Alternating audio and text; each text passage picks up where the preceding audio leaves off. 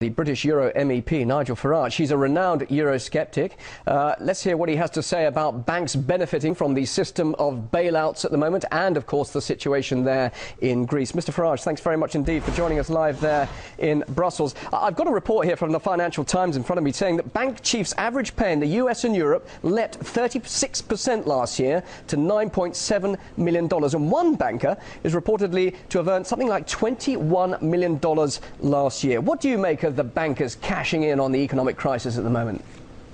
Well, I'm all for people making money. I mean, making money is good, but not if it's at the expense of everybody else. And part of what we're seeing this afternoon is we're seeing country like Greece becoming engulfed in a financial and democratic tragedy. And one of the reasons that everybody is so determined to keep Greece in the euro is so that the banks don't have to take a serious hit on their faulty lending policies. So, no, something has gone seriously wrong with the banking system. And it's almost as if there's a sort of unholy alliance of politicians and bankers versus ordinary people, and I'm sure that's what the people on the streets of Athens today feel like. But the regulators are clearly failing, aren't they? Why should these bankers be allowed to get away with this? I mean, surely a lot of that anger we're seeing in Greece is directed to those sort of people we're talking about right now. Well, look, from Alan Greenspan through the United Kingdom and most of Western Europe, in the late 1990s, we tore up much of the banking regulation that we'd had for the previous 70 years, and traditional lending ratios went out of the window. When the whole thing went belly up in 2008, the response from the European Union and from other governments was we had to do whatever was necessary to prop up these banks and to keep them in business. And we're now beginning, I think, to pay the price for that. Don't think the banking crisis is over. I suspect that it's hardly begun. And in many cases, it might have been better to do what Iceland did and to say, look, these banks go bust, these people lose their jobs, these people lose their money. That's unfortunate, but that's life. And I suspect we're going to regret keeping the banks afloat and imprisoning countries like Greece inside a currency union to which they're just not suited. You are an MEP, you're there in Brussels. Many people will be saying to you, look, it's your responsibility, you've got to protect the people's rights here. Why aren't you reading the riot act to these bankers?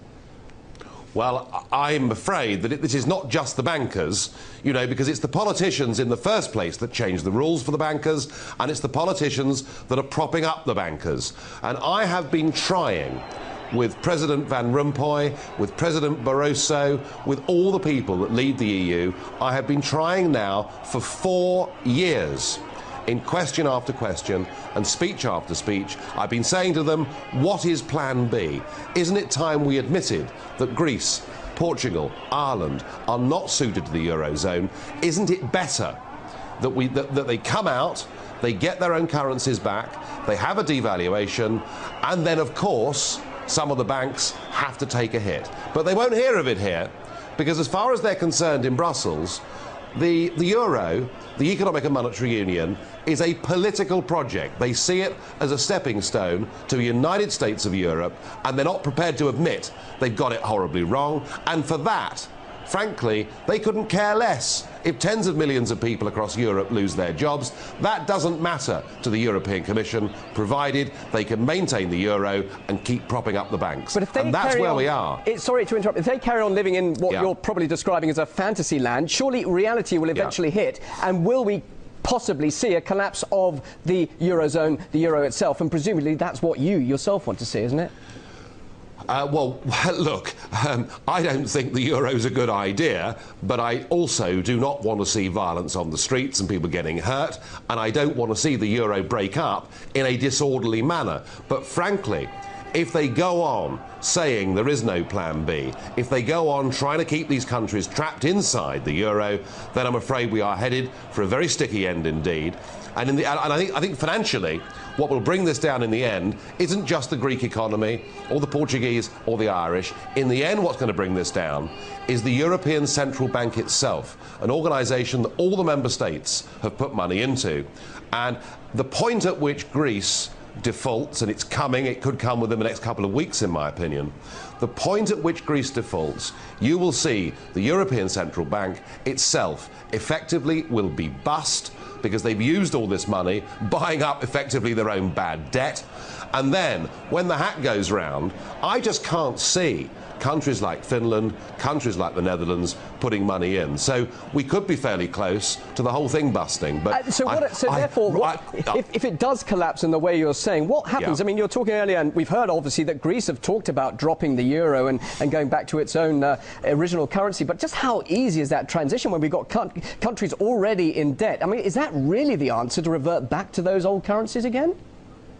Well, the Greek Prime Minister, who's just resigned, Mr. Papandreou, said there is no alternative to the austerity package and staying in the euro. This sort of sadomonetarism that he's trying to impose upon the Greek people without the benefits of devaluation. There is always an alternative. And whilst I accept that a Greek default and a return to the drachma would mean a very big, substantial devaluation for Greece, and it would mean many of these banks taking serious hits, and it would question the viability of the European Central Bank itself. It is better sometimes in life to face up to the fact that you've done something that is wrong, that is fundamentally out of kilter, that the Greek and German economies can never be together in an economic and monetary union, and I do not think that we should put another 110 billion euros into bailing out Greece a year after we did it the last time round. All we're doing is pouring good money after bad. It's time to face up to reality and take the hit. Why are you concerned? You're a British MEP there. Britain isn't in the Eurozone. It's not really your problem, is it?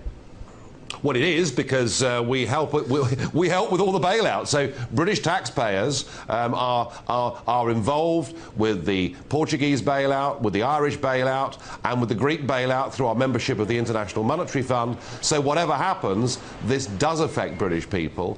And as an MEP, you know, I'm linking arms with politicians from other parties and countries who are saying the same thing. Let's get rid of this euro nonsense. It was bound to fail. It is now causing civil disorder on the streets of Greece, the level of which, frankly, is very worrying and very frightening, and it's time things change. Are you concerned about the same sort of civil disorder perhaps occurring in Britain? Well, I think this. I think if you rob people of their democratic rights, if you take away from them their ability to determine their future by who they vote for and who becomes their prime minister, and frankly that's happened in Greece. It doesn't matter whether Papandreou or somebody else is the PM, all the while they're trapped in the euro and taking orders from the European Commission as to what they must tax and what they must spend.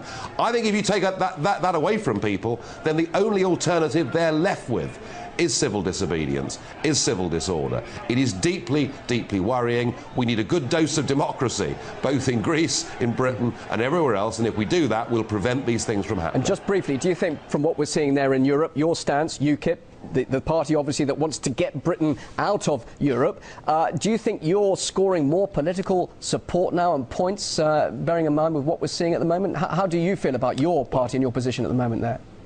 Well, can I draw a parallel? And that is the True Finns party, led by Timo Soini, who's been a colleague of ours here in the European Parliament.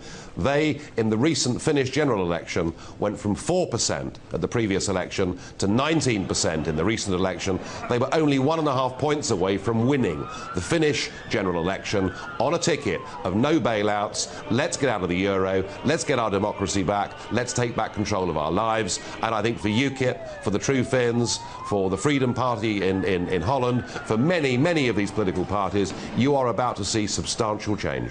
Nigel Farage, good to talk to you. Good to hear what you have to say. Thank you very much indeed for joining us live there from Brussels.